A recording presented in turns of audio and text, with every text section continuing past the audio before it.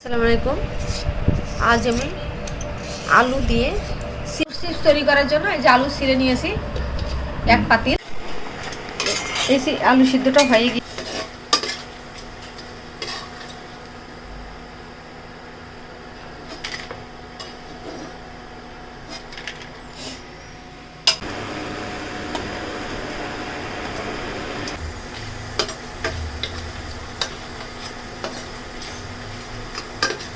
এটা নামিয়ে নেব।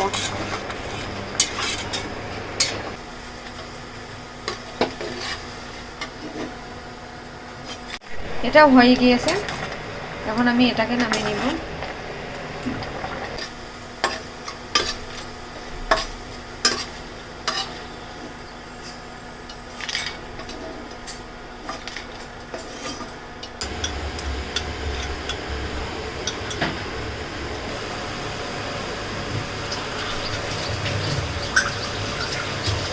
চিপসগুলো পাতলা করে কেটে নেবেন, খুব পাতলা না আবার খুব মোটাও না। আমার হয়ে গেছে, নামিয়ে নিব।